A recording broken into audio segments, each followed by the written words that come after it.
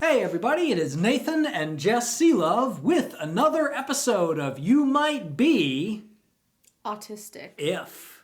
There was a little bit of a delay that time. This is what you get. We're not doing it again. So, as promised in, I think it was 2 videos ago, we are doing another You Might Be Autistic If video. And before I get started, I just wanted to say something real quick. Some of you might have noticed that your comments on that video just kind of disappeared.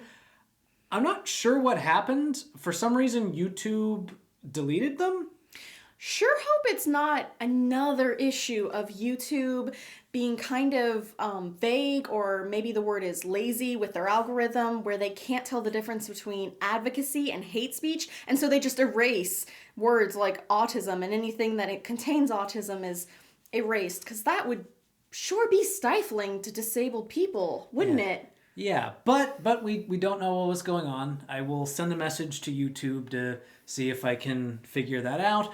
But luckily, the comments still did get saved because they got sent to my email. So we still can read your comments. So today, that is what we're going to do. So Jess, why do we do You Might Be Autistic If videos? Because we're autistic? Yes. And also because we like to give some homage and celebrate the unique quirks and funny little behaviors that those of us on the spectrum have. Or comment on ones that are not so funny but are felt by many autistics, and sometimes to just commiserate. Yep. And as always, some of you might not relate to all of these, and that's fine because these don't apply to everyone. Are you trying to say that if you've met one autistic, just one, You've met one autistic, just one? That is exactly what I'm trying to say. No! All right, Jess, are you ready? I'm so ready. Blake, are you ready? Don't call her. I think she's ready. I think she's ready. Again, our standard disclaimer, which I'm sure you're tired of hearing. We try to pronounce your user handles perfectly. We don't always succeed. Yeah. So feel free to leave a comment and correct us. Hopefully it will work and YouTube won't just make it disappear for heretofore no reasonable reason. Yep. All right, let's get started. Sienna Ruby said, you might be autistic if you got a professional diagnosis of autism. I like that so much. Yeah. It's true. It's very straightforward. It's very straightforward. It's true. Yeah. I do want to, I hope that I found that as a funny joke, but I also want to leave space for if you don't have a professional diagnosis of autism, there might be valid reasons for that, and the reason might not be because you're not autistic. Yep. So, but yeah, if you have a professional diagnosis of autism, you probably are. Yeah. And I did a whole video specifically about that, so definitely go check that out. A lot of us have to fight for our diagnoses. This next one is from Manuel Padilla. You might be autistic if you visit a historical site or museum and know more facts than the guide or the curator. Yeah.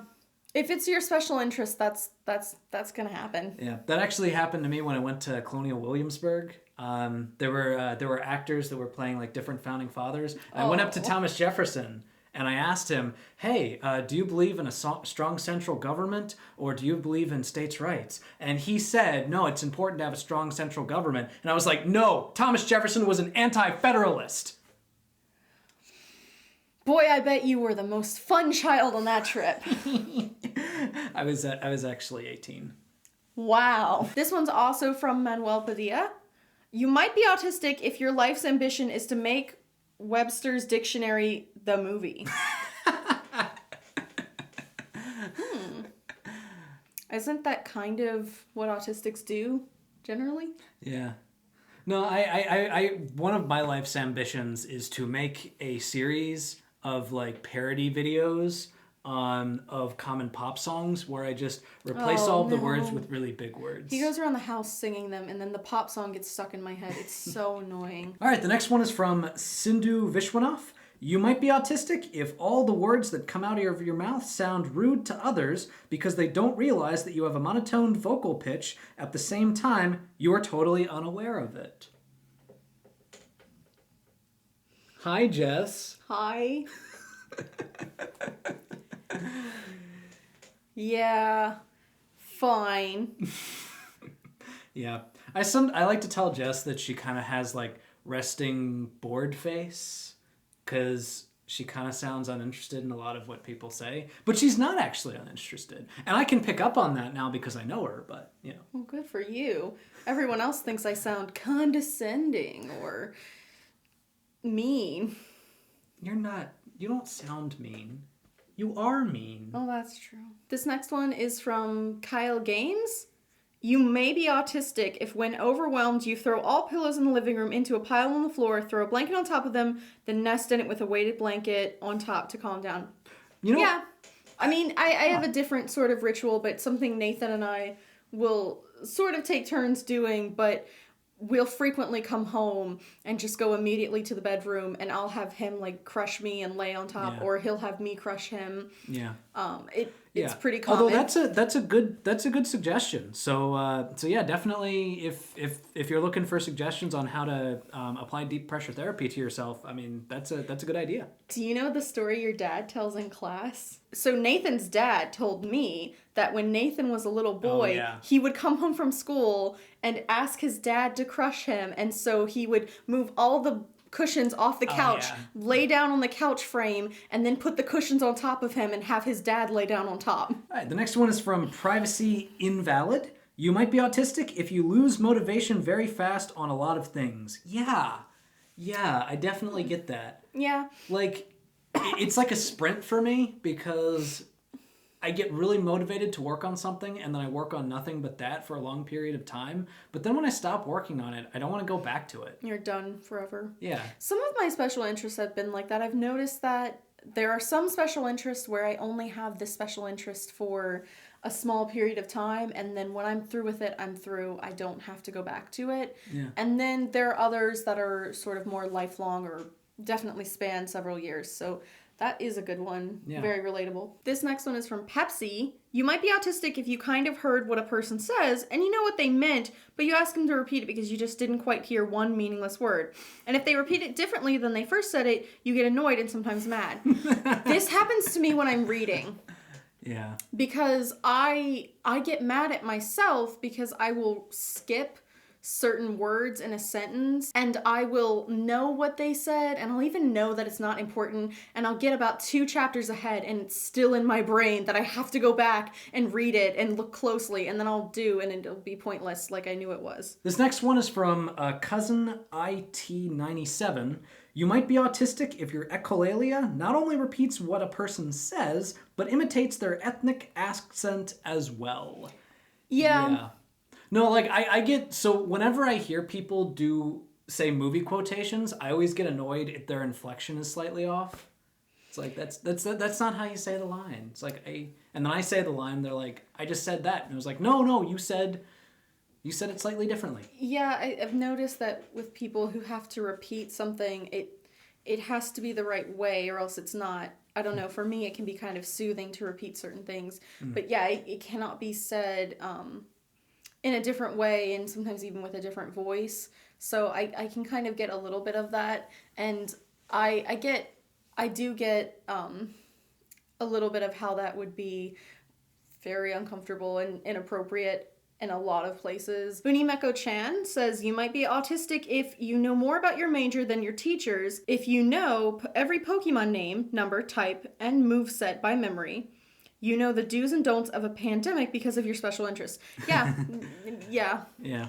Just if you can be considered a resource book or reference book, or other children kind of try to make fun of you by saying you're like an encyclopedia and you think that's a compliment, I would say that you might be autistic. Wait, that's not a compliment when people say that?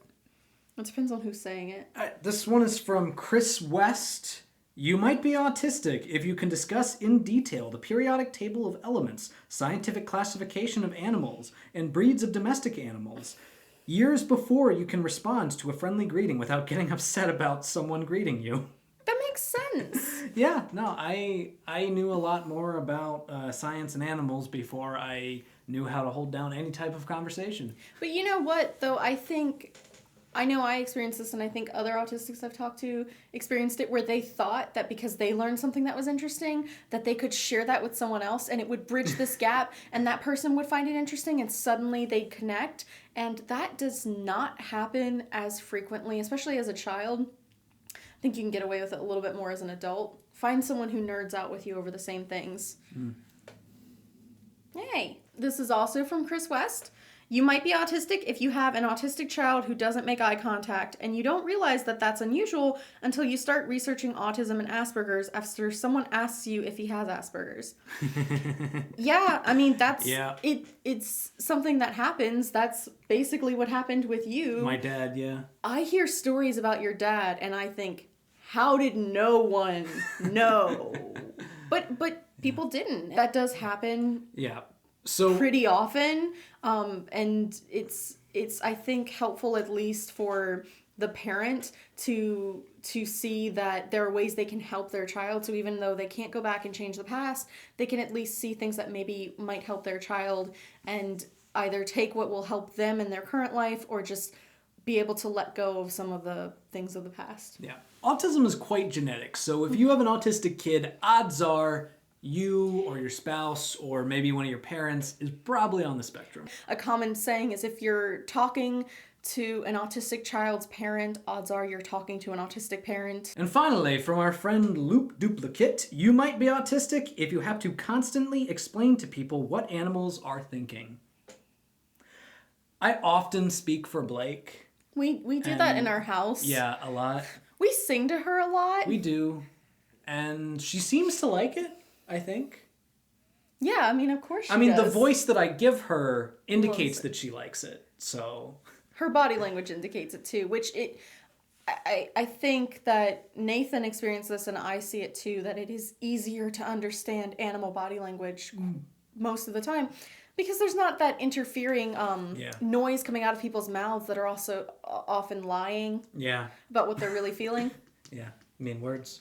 Yeah, those. Well, that's all the ones we have time for today. We had a lot of really good comments on that video. We were not able to get through all of them, but we certainly will be able to do that in a later video. And if you have more, please do still comment them. Oh, yeah. Because they do get sent to Nathan, and we're trying our best to look into this. Oftentimes, YouTube does not answer smaller channels. So if you have any information about this that you know is verified, maybe let us know. It would be helpful to understand what's going on and why all the comments are disappearing. Yep. In the meantime, that's today's video. Thank you all for watching. If you liked this video, please give it a like, a share, and if you haven't already, subscribe to the channel. Check out some of my other stuff. And if you want to support the channel in other ways, support me on Patreon. And I will be seen by you in the next video. That was a very passive voice. I know. I don't like it. My English teacher would have loved it.